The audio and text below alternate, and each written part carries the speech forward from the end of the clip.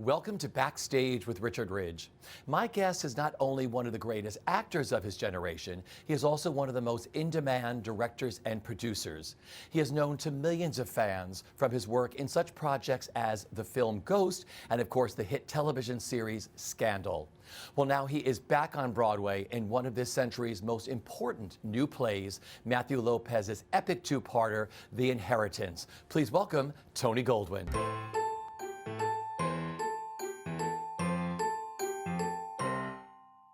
Well, first off, welcome back to Broadway. Thank you. What's making it so special this time around?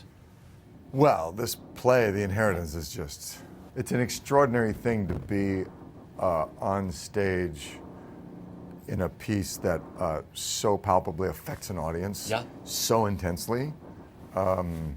So you really feel every day, you know, that you just feel the impact that Matthew Lopez's writing is having.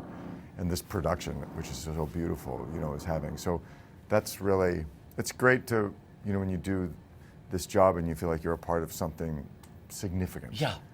How did the play come about for you? Well, it's kind of an interesting story. I had heard about this play from my brother John, who's a producer. Yeah. He'd read Matthew's play 2 years ago and called me immediately and said, "There's this writer you must know about. He's the most gifted writer I've read." And he said, "I'm flying to London. They're doing this play in London. I'm going to see it." And he saw it at the Young Vic. Yeah. And called me immediately and said, "Oh my God, this!" He kept talking about it, and he ended up investing in the Broadway run because he loved it so much. And he had called me this summer to say, "You know, I'm thinking of investing in the show, and what do you think?" I said, "Well, if you're doing it to make money, investing in the theater is not what you should be doing. But you're so passionate about this play, I think you really should."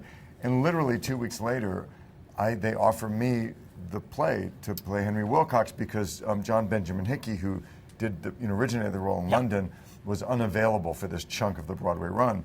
So when I got offered it, I thought, that's the play my brother was telling me about. And I was 20 pages in, and I thought, I don't care what the circumstances are, I have to be a part of this. Interestingly, right at the moment when I was reading it, and Henry Wilcox, my character, makes his first entrance, my phone rang, and it happened to be my brother calling me about something completely different. He had no idea. I said, "You're not going to believe what I'm reading, but I just got offered The Inheritance." And he said, "Call me back when you're done reading it, and we'll talk about it." And I called him, and I said, "I think I need to do this." So, yeah. Well, let's talk about Henry Wilcox. A wonderful character. Mm-hmm. I mean, what's he like? Talk about that. Well, Henry, I've never played a character like this. I don't know that I've seen a character like this on stage. Henry is a man of fabulously succeeds. He's a billionaire, a real estate tycoon. He's a libertarian Republican, and he's gay. And he and his partner Walter were deeply traumatized by the AIDS epidemic. And Walter's solution was to sort of dive in and embrace their dying friends. Yeah. And Henry's solution was, we got to survive. And he basically shut himself down in every way emotionally and put all of his energy into his work. And he became incredibly successful. And we meet him 30 years later. And he's both, he's a real king in a way of his world. And yet he's utterly alone. And disconnected emotionally. And so it's through, he loses his partner Walter, and he has this relationship with this young man, Eric. You know, he's forced into a reckoning, ultimately, over a long journey, to face the demons that he's been holding at bay, and it's very difficult for him. But it's a fascinating journey. And the thing that I think is most interesting about what Matthew's done is Henry's point of view, his perspective, politically and emotionally and in every way, is not de rigueur. You know, it's not the PC kind of accepted view of things, and yet Matthew gives Henry a very powerful point of view, and he's very persuasive. So I think there's a lot of the play where you're like, I kind of get where he's coming from, and yet the real cost that the choices that Henry has made are ultimately exposed as being, there's this phrase that E.M. Forster, who wrote Howard's End, says, at all costs sort of only connect to people, or another way of putting it is, there's this beautiful speech that someone else has about, the only solution to a broken heart, I'm paraphrasing, is to fall in love again, and that ultimately is what the play's about. Did you have any conversations with Hickey, not about playing the role, but like the challenges of the role and the complexities of where he comes in and comes out of the show? A little bit. John's an old friend of mine, and we sort of didn't want to, I needed to do my own thing. Sure. And as much as he was brilliant in the show, and I loved his performance, and I'm quite different than him. My Henry Wilcox is really quite different than John's. But what he did say to me was, the one thing he said, it's really hard, the play's very long, and there are big gaps where you're not on stage. So he told me, he said it was very difficult for him to figure out how to pace himself, where you have some super intense scene, and then you have 45 minutes where you're waiting to go on again. And that was a helpful heads up, because it is a challenge in this piece. The show is hilarious and powerful, and sometimes all at the same time. Yes, right. I mean, I don't know the last time I've seen something like this that can push the emotional boundaries. Yeah, it really is. It's really entertaining and really, like you say, really, really funny, but it's also a gut punch, and it's very cathartic. I think you feel, and the interesting thing also is gay and straight. It focuses on the gay community and the impact of the AIDS epidemic and the legacy of that, and of the gay rights movement and the rights people now maybe take for granted that people, fought and died for not so long ago. But that then translates to other communities, whether you're, a Jewish Holocaust survivor, or the descendants of a Holocaust survivor, an African American who's the beneficiary of the civil rights struggle. There's so many of our sort of millennial generation that, maybe still has their own struggles, but are the beneficiaries of a generation that they kind of maybe take for granted. And this is about legacy. And so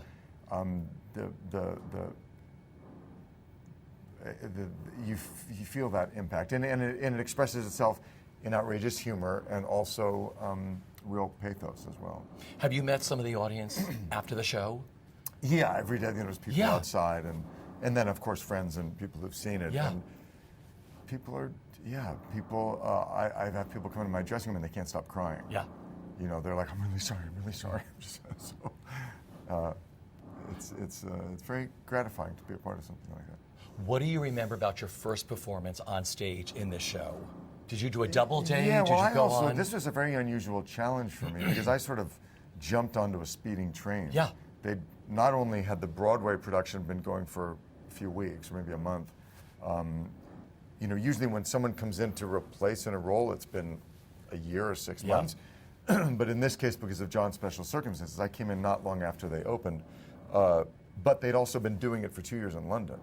So they were on fire, and I kind of, joined them at a sprint. So that was exhilarating, terrifying. So it was kind of like, it felt like being on a roller coaster that was already in motion. So it was, I find at this stage of my career, things that would have put me in abject terror, the idea of failure would have been paralyzing. Now I'm happy to fail. I kind of feel like, oh, well, this could go really wrong. Let's see what happens.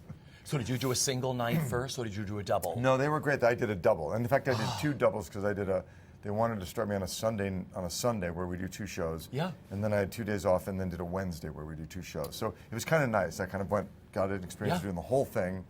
And then the next time I did it, I did the whole thing. And that was extremely helpful. What are the double days like? Because that's how I saw the show. I saw it first with Hickey, and then I went back to see you. Right. In the show. So what are those days like? You really have to have your head in the game. It requires a kind of deep concentration for me.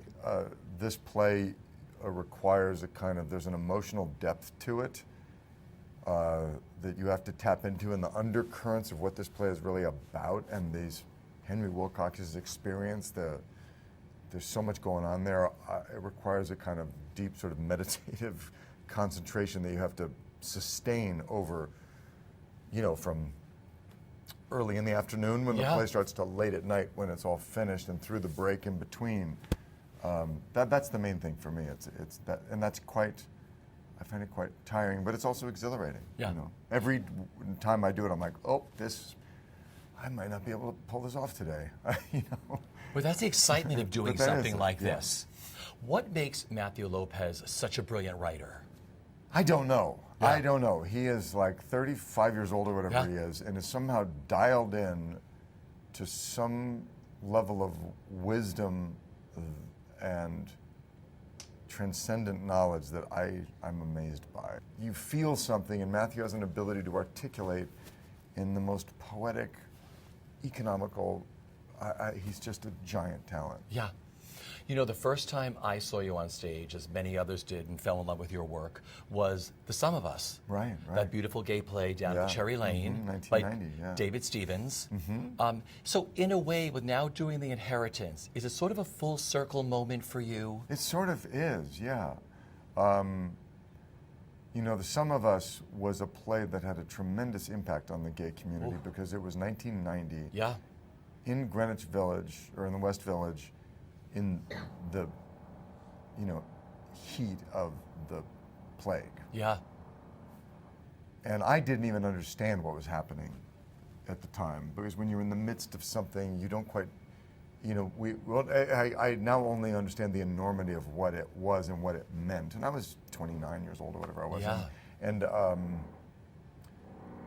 But I knew what I could feel the impact, and I saw what it meant playing a gay character like Jeff, who was the character in that, it was a play about a father and a son. The father was completely accepting of the son's sexuality.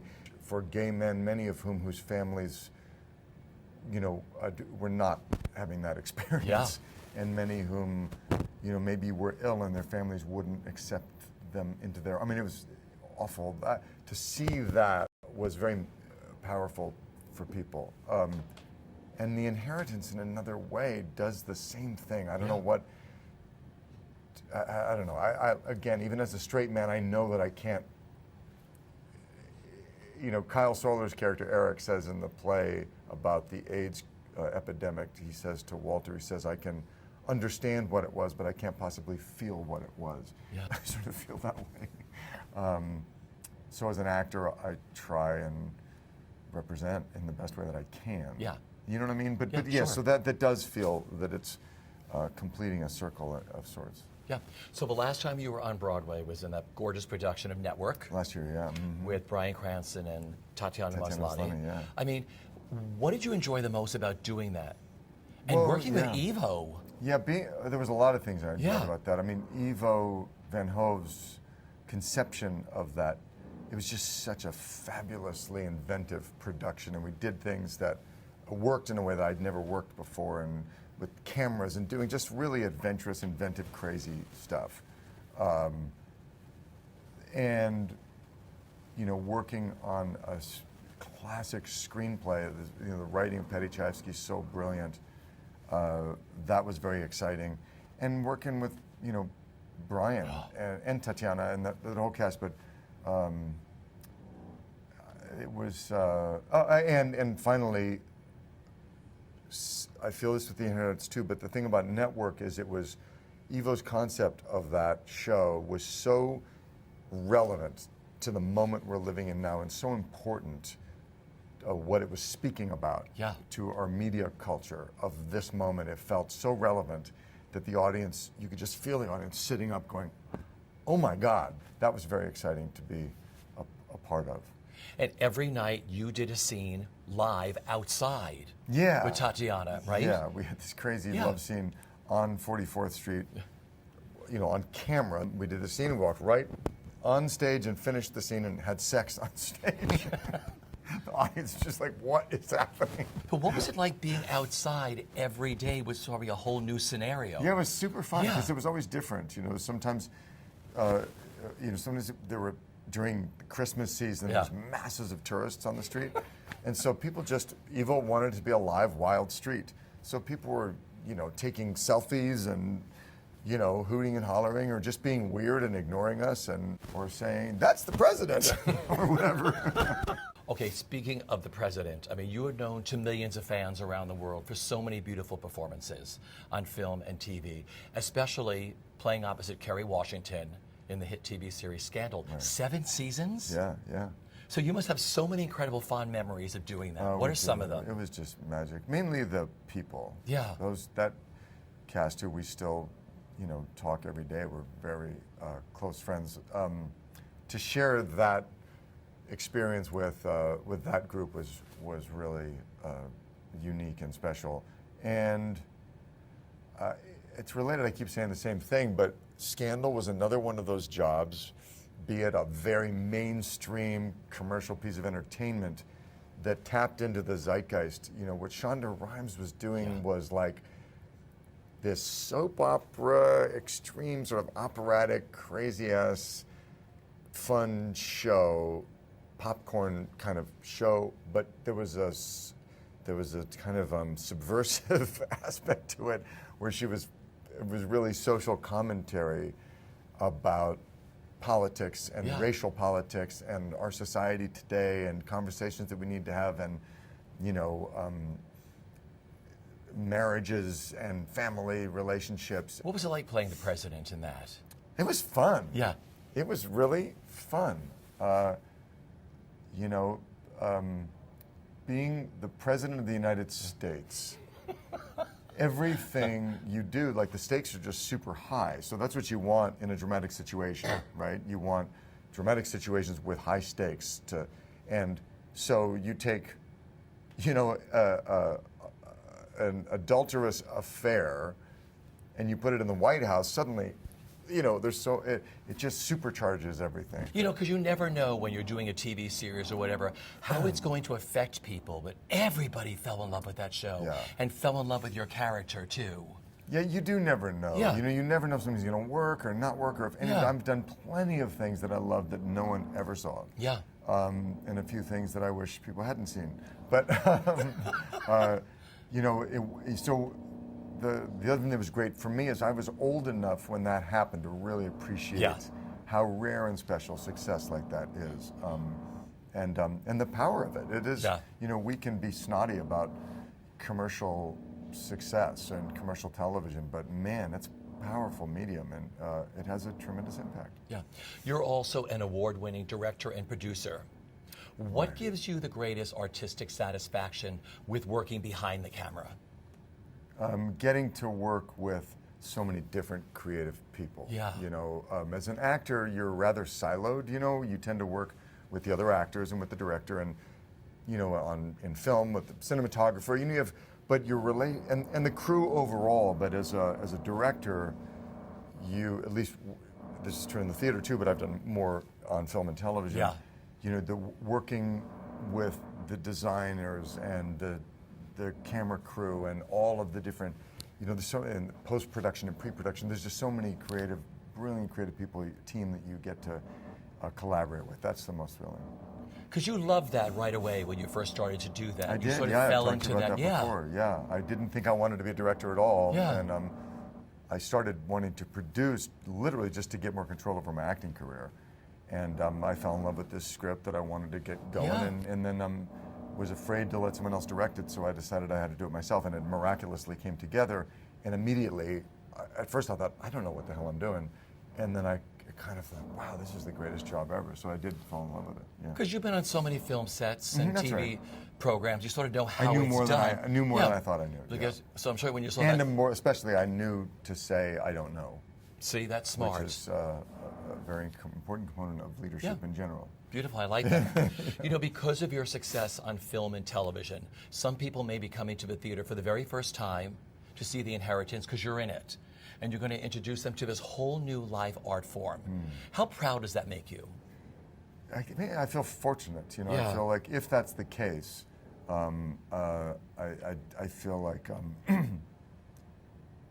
I feel lucky, and I'm proud to get to expose someone to the magic of that experience. Yeah. You know, that is, because a couple of people have said that, or, you know, and sometimes it's not people who haven't been to the theater, but doing things like we're doing right now. Yeah. You know, Justice Sotomayor came to the show, and her close friend who brought her said, you know, I saw you doing an interview on television, and the way you talked about that play, it made me think, oh, that's the one we're going to go see. And, you know, the Justice was coming to New York, and so I made her, we came and to have, you know, Sonia Sotomayor at The Inheritance, and someone who's been such a force and forceful champion for LGBTQ rights. Sure. You know, that was very significant that she came and saw it, to all of us, and especially to Matthew, and the fact that this woman, you know, her friend said, I just want you to know that's how.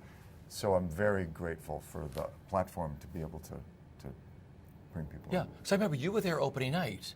I came, We because spoke. I hadn't, I saw, we did, that's and we right. had no idea. I had no idea. Then I you were couldn't tell you I was doing. I knew, figured, but of course I you couldn't tell Hickey either. Yep. Because he said, I don't want to know who's Yeah. going to be replaced. So I gave him a hug and told him how great he was. And then the next day he wrote me going, it's you. So did you learn the play like slowly? Because that's a big I had a couple play. of months to All work right. on it, thank God, because it's a monster. It Do you really work is. with someone to run lines with you? How do you learn lines? How do you do I it? didn't. I have in the past done that. First of all, every time I start something, I feel like I don't know what I'm doing. Yeah. I have no idea. It's always changing, and process is always changing. What I've sort of come to with a really effective process on The Inheritance, I read the play a lot. Yeah. And what I do is I try not to fix anything too soon. I've made the mistake as a younger actor trying to like make decisions too fast, and then there's sort of shallow decisions, then they're hard to get out of. So I read the play as many times as I could until I can't read this anymore. And as I would read it each time, I would underline things that struck me in the play that I felt were relevant to Henry's character, a theme that I thought, oh, that's interesting, that seems important, or someone talking about Henry Wilcox, or something Henry Wilcox says about himself, or someone else. You know, I went through and I would each time underline in a different color. So each time I read, there were the impressions of that time reading through it. And then I just would make notes afterwards of like just stuff that stuck. Oh, that's interesting, without trying to fix anything. Yeah. And after I'd done that 4, 5, 6 times, and I thought, I cannot read this opus again, I've done. Then I started working on the scenes, into Henry's scenes, and start to kind of get familiar with the lines, and I highlighted them all, and then started like, do I know that? Like, then I'd sort of try and look up and memorize it in that way, and to try and internalize the what was underneath it. Memorization is tricky, because if you memorize too fast, you can get stuck, and without really understanding something on a deeper level. And you must, as an actor, keep it always fluid. It's like peeling an onion. And every day, I don't know what the hell. I swear to God, I have 2 shows today. Yeah. In about an hour, I'll be like, oh my God, how am I going to get in today? Because you know, and you always have to be finding a new layer of the onion to peel, so that it stays alive for you.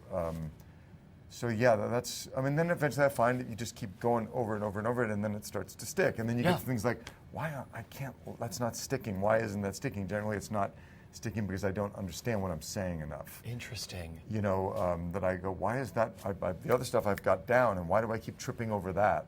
And it's usually because I haven't thought it through what it's about. So that's sort of how I do it. For you actors. You just gave a looking master class to everybody So- watching this at 'cause Broadway World, just so you was know tricky. that. Yeah. Ivo Van Hove insisted on network that everybody be off book at the first rehearsal. And I was in the middle of another project when I got the offer. So I was acting and directing this show Chambers for Netflix. Yeah. And I only had 1 day a week when I could really focus. So I memorized that. I couldn't do that on network. I didn't have time. And so I literally had to cram that in. And it was hard because I had to, once we got up and running, because Eva works very fast, I then had to kind of deconstruct it, a lot of the stuff that I'd done, if that makes any sense. Like totally. things that I'd memorized in the wrong way. And it was fine, but I'd sort of made decisions that then I didn't really understand what I was doing. They were just on instinct. And so with The Inheritance, I was very careful not to do that. I had a little bit more, you know, I wasn't working for the 2 months before I did this, so I had time to really just this was all I was thinking about. But that worked very well for me, I have to say. It's so interesting because you never know going into a project if you've got 2 or 3 projects at the same time you're working on. Yeah, and it's hard. I mean, I remember this film that I directed, A Conviction with Hilary Swank. Hilary had said to me, she said, I need 2 months to prepare for every role, where I do nothing else. I was like, what? It's like, what do you do for 2 months? Like, she's such an extraordinary actress, you know, and she, unfortunately on our movie she didn't have 2 months because one never does, but that's what she wanted. And I thought, God, she works 8 hours a day for 2 months before she even shows up to rehearsal. Yeah. And I thought, what does she do? You know, now I'm beginning to understand the value in that. That, you know, she's amazing. She works with a coach. You know, she has her process, works with somebody, but every day, man. So time is helpful. Yeah. You know, finally, I have to tell you, you're one of the classiest men I know. Oh, thanks. In your art, in just how you handle your life and your career, you use your success, you use your notoriety to give back to the earth, the world, you know, humanity. I mean, how do you juggle everything and stay so positive? The juggling part sometimes is hard. Yeah. I stay positive. I mean, some of us are sort of predisposed, luckily, to have a positive outlook on life. And I'm lucky enough to be doing something that I really love doing, and I also have a family that is a tremendous foundation for me. So I feel really fortunate about that. So I have positive foundation in my life, and then I do feel a responsibility to give back somehow, because sometimes being an actor can feel solipsistic, if that's the right word, or narcissistic. You know, like it's all about me, and you know, and that has always made me pretty uncomfortable. So I thought, okay, well, wait, how can I then use that to help somebody else? Use this like a slightly superficial thing of fame to redirect that light onto something that needs a voice. Yeah. So. Well, you do that, and thank you. Thank you for doing that. Yeah. Yeah, thanks. Well, listen, it is always a thrill. I could talk to you forever. You know that. Likewise, I mean, we are thrilled that you're back on Broadway in The Inheritance. If you haven't gotten tickets already to see The Inheritance, you've got to go to see this. It's really good. It's really one of the best new plays of a century, and to see this one work is really amazing. Oh, thanks, man. Thanks always for dropping by. Great to see you.